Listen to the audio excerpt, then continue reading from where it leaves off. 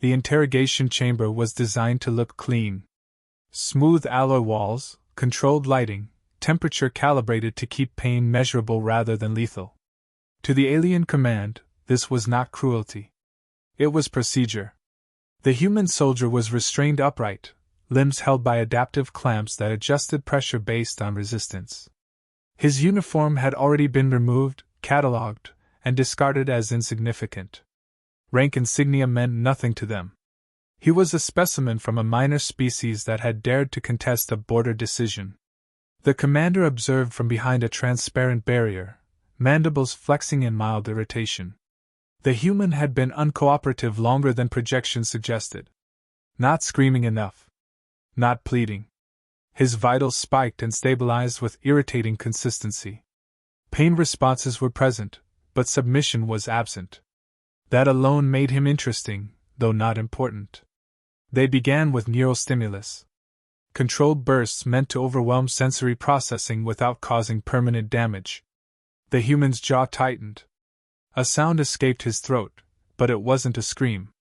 His eyes stayed open, focused somewhere past the ceiling lights, as if refusing to give them the satisfaction of acknowledgement. The commander noted the data and ordered an increase.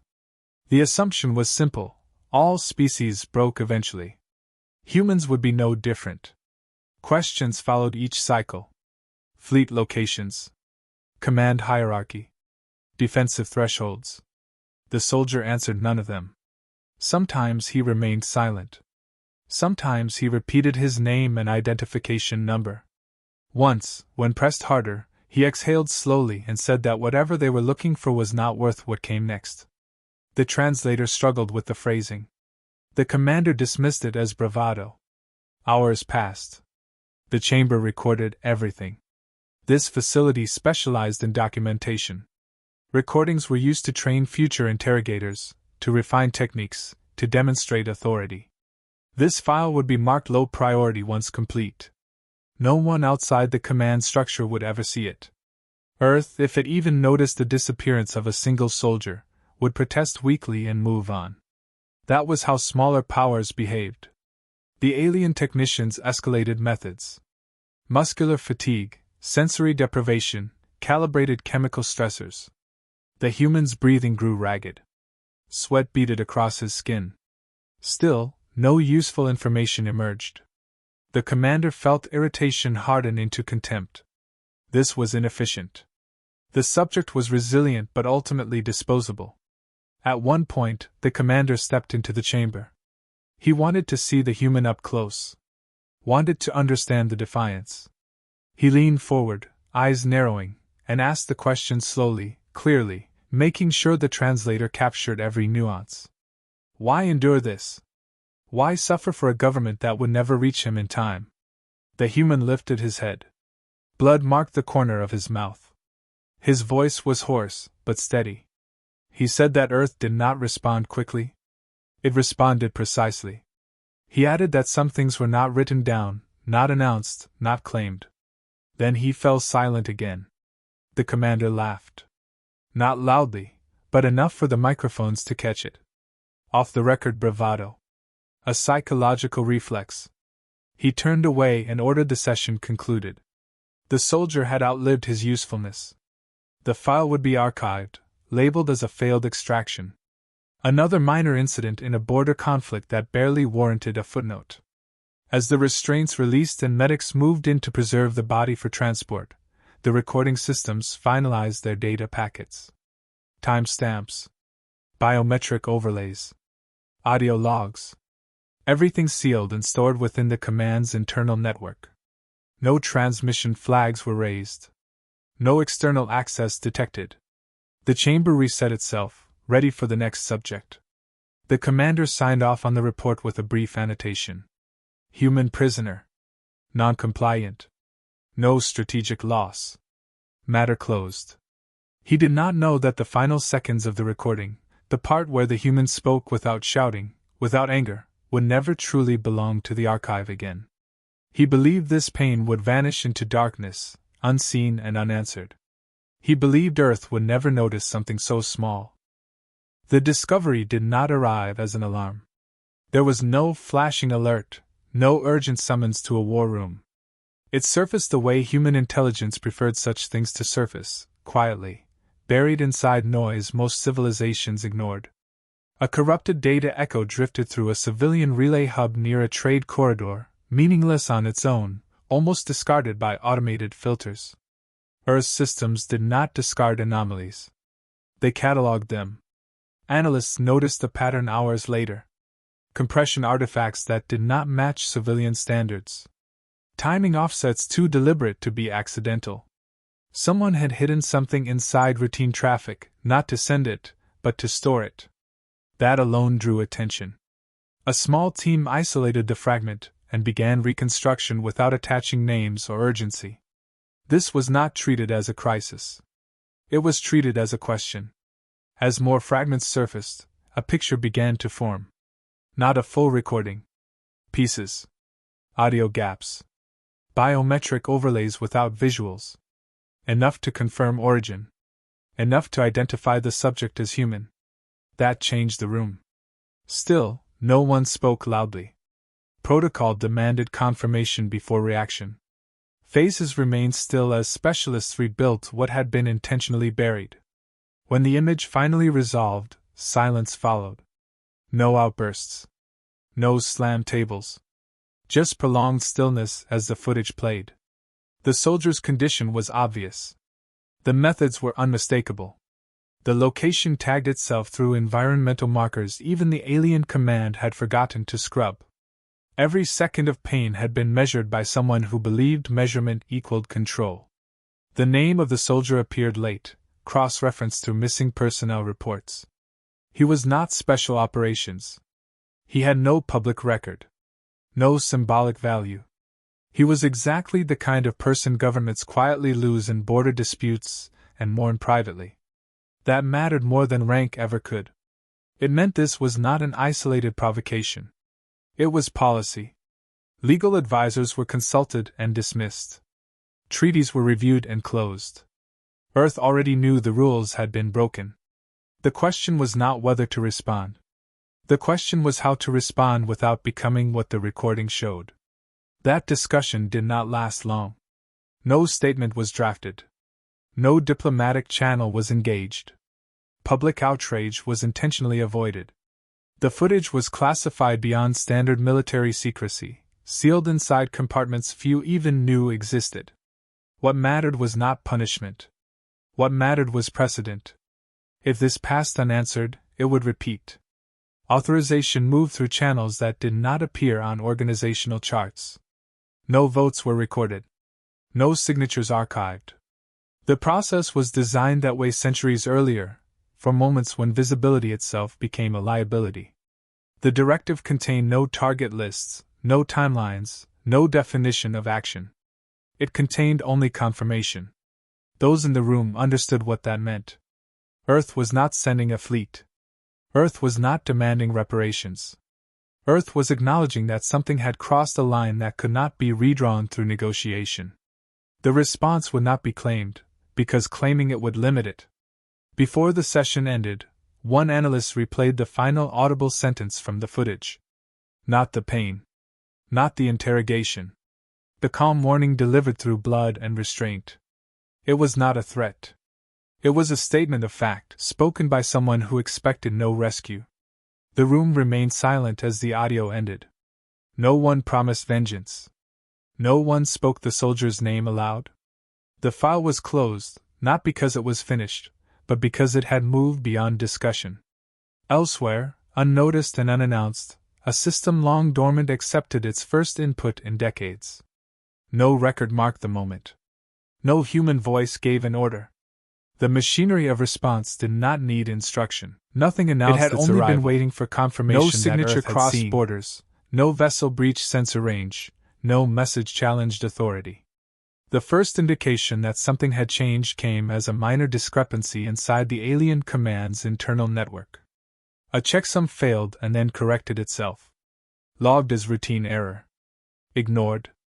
Within hours, similar inconsistencies appeared across unrelated systems. Navigation archives reindexed themselves. Strategic forecasts recalculated using older parameters that had been deliberately deprecated. Access logs showed administrators authorizing actions they had never taken. Each issue alone was trivial. Together, they formed a pattern no one wanted to name. Command technicians worked longer shifts, chasing problems that refused to stay fixed. Every correction generated another deviation elsewhere. Nothing was damaged. Nothing was stolen. That was what unsettled them. Sabotage left scars. This left fingerprints that vanished the moment they were noticed. Deep within the network, dormant subroutines activated without triggering security thresholds. They did not inject code. They repurposed existing functions, using permissions the system had already granted itself centuries ago. The alien command had built its infrastructure on the assumption that no outsider could ever understand it well enough to manipulate it without breaking it. That assumption was quietly removed. Fleet deployments began drifting off optimal timing. Fuel allocations recalculated with margins too narrow to explain. Supply convoys arrived early or late by fractions that compounded into operational friction. Commanders argued over whose data was correct, unaware they were all reading information shaped for them individually. No single perspective showed the whole distortion. Then the archive appeared. It surfaced inside a private command directory reserved for internal audits, flagged as legacy material recovered from degraded storage. The file metadata matched internal standards perfectly. Creation dates aligned. Authorization chains checked out. There was no reason to question its presence until someone opened it. The recording played without distortion. Clearer than it had ever been in the interrogation chamber. Every angle reconstructed. Every biometric overlay intact. The human soldier's face filled the display, stripped of compression artifacts, restored beyond original quality. The torture methods followed, presented without commentary, without edits. Exactly as recorded. Exactly as intended, never to be seen again. No accompanying message explained how it arrived there. None was needed. The file did not accuse. It did not threaten. It existed as proof of access so complete that denial became impossible. Someone had walked through their most secure systems without resistance, and left nothing behind except memory. Attempts to trace the source collapsed into contradictions. Logs pointed inward. Security protocols reported full integrity. External scans showed no intrusion. The conclusion was unavoidable and unacceptable. Whatever had done this was not attacking. It was operating. Leadership convened behind sealed channels that themselves began exhibiting latency. Delays measured in heartbeats stretched into seconds. Silence lingered where confirmation signals should have been instant. For the first time in generations, command authority felt uncertain inside its own walls. As panic threatened to surface, the system stabilized. Latency vanished. Data flows normalized. The archive remained. In a separate directory, unnoticed until much later, a simple marker appeared beside the file. Not text. Not code. A timestamp showing when the recording had first been created. And another, marking the exact moment it had been viewed again. Between those 2 points lay everything the alien command had assumed would stay buried. No declaration followed. No demand arrived. The networks held steady, as if waiting. Those who understood finally grasped the truth. This was not retaliation. It was demonstration. A showing of reach, restraint, and precision so complete that violence would have been redundant. Somewhere far from their borders, something withdrew its attention. The disturbance ceased, not because it had failed, but because it had succeeded. The message had been delivered without words. The record was no longer off the record. And the silence that followed was heavier than any threat. The leadership response began with denial. Senior officials ordered internal reviews, convinced the archive's appearance was the result of a subordinate failure rather than external action. Investigators combed through access hierarchies, authentication layers, and historical permissions, searching for a single point of blame. They found none. Every trail folded back into systems that had authorized themselves correctly. The structure of command offered no culprit it could punish. As scrutiny intensified, control began slipping in subtler ways. Budgetary allocations froze during routine cycles, not cancelled, merely paused at precisely the moments when approval chains required senior confirmation. Automated logistics platforms reverted to contingency modes normally reserved for wartime disruption, throttling throughput while insisting all conditions were nominal. The command still issued orders, but the systems that translated intent into action hesitated, recalculated, and delayed. Fleet movements reflected the change almost immediately. Warships remained operational yet failed to synchronize. Docking windows misaligned by minutes. Formation updates propagated unevenly. Nothing overt enough to declare malfunction, but enough to erode confidence. Officers double-checked data that had never required verification before. Meetings grew longer. Decisions slowed. Attempts to isolate the problem only worsened the sensation of exposure. Network partitions triggered internal alarms that reset themselves without explanation. Secure channels confirmed encryption integrity while exhibiting behavior no model predicted. It became clear that nothing was being damaged because damage was unnecessary. Authority itself was the pressure point. The archive remained untouched, sitting inside the command's internal systems like a silent witness. No attempt to delete it succeeded. Removal commands executed cleanly and reported success, only for the file to reappear intact moments later, restored with identical metadata. Copying it externally failed for reasons that could not be reproduced. The recording existed exactly where it had been placed, and nowhere else. In private briefings, the realization took shape.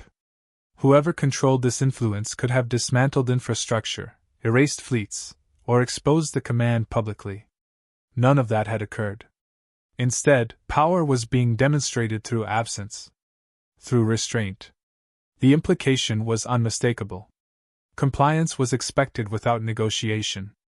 Elsewhere, far from alien space, the human soldier's fate was concluded with equal quiet. Confirmation arrived that his body had been recovered through diplomatic exchange mechanisms long predating the conflict. There were no ceremonies broadcast, no citations announced. His name was recorded in sealed honors, spoken only by those required to remember. He had not been saved. He had been answered. Back within alien leadership circles, directives shifted tone. Interrogation protocols were rewritten overnight. Human prisoners were reassigned to protected status classifications previously reserved for high-value diplomats. Orders were framed as efficiency improvements, as policy optimization, anything that avoided acknowledging fear. Everyone understood the truth regardless. Then, as abruptly as it had begun, the pressure eased. Systems unlocked. Delays vanished. Logistics resumed their expected rhythms. Fleet coordination normalized without explanation. The invisible presence withdrew completely, leaving no residue beyond altered behavior and a single, immutable record. Command authority was restored, but something essential had been lost. Confidence no longer extended beyond the edge of their own assumptions. They had learned that an enemy did not need to strike to conquer space inside decision-making itself. No message arrived to explain the cease of interference. None was required. The silence carried meaning enough. The command had been measured, corrected, and released. Whether the restraint would be permanent depended entirely on what they did next. The change did not announce itself across the galaxy, but it spread faster than any broadcast ever could. Quiet adjustments appeared first in places no one admitted were connected. Detention policies were revised with unfamiliar caution. Training materials removed entire categories of pressure compliance. Orders circulated warning against actions that could provoke unquantifiable consequences. No species named the reason. Everyone understood it anyway. Within the alien command, the archive remained. It no longer attempted to conceal itself. It was catalogued, referenced, and silently feared. New officers were warned away from it without explanation. Veterans needed none. The recording had become something worse than evidence. It was precedent. It proved that authority could be entered, altered, and exited without resistance, and that restraint had been a choice, not a limitation. No retaliation ever followed. No human fleet crossed borders. No ambassadors delivered ultimatums. Earth said nothing at all. That absence unsettled other powers far more than threats ever could. Civilizations accustomed to negotiating strength had no framework for responding to silence backed by capability. Trade councils began altering language in interspecies charters. The word, human, appeared in clauses related to protected detainees and conflict de-escalation. Not because Earth demanded it, but because no one wanted to test what boundaries humans enforced without notice. Rumors circulated, then hardened into assumption. Hurt a human, and something unseen would notice. Hurt one quietly, and it would notice faster. On Earth, the event passed without public awareness. There were no memorials broadcast, no stories dramatized for unity. The soldier's family received confirmation, a folded flag, and a sentence that acknowledged service without explanation. They were told nothing of what followed. They did not need to know. Justice had not required witnesses. Internally, the mechanism that had acted returned to dormancy. No logs recorded its activity. No metrics celebrated its success. It existed again only as readiness, as doctrine carried forward without embellishment. Humanity did not glorify the ghosts because glorification invited scrutiny. The effectiveness lay in uncertainty. The alien command never spoke of the interference again. It did not need to. Policy compliance was immediate and enduring. Prisoner exchanges involving humans became meticulous to the point of reverence.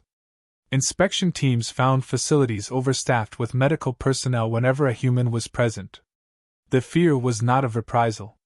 It was of attention. What spread beyond borders was not the story of torture or intrusion. It was the understanding that humanity did not escalate emotionally. It escalated structurally. It did not seek dominance through spectacle. It removed the ability to act unchecked and then walked away. The galaxy learned that day that Earth's power was not measured in ships or weapons, but in the precision with which it decided when not to use them. Violence was optional. Silence was deliberate. Consequences were applied only once, but they lasted. Long after the archive stopped being opened, long after leadership turned over and memories faded, one rule endured without ever being written into law. Humans were not to be broken. Not because they were fragile. But because someone would notice, someone would respond, and no record would ever show how. And in that absence of proof, in that space where blame could not be assigned and retaliation could not be justified, humanity remained exactly where it wanted to be. Unannounced. Unchallenged. Watching.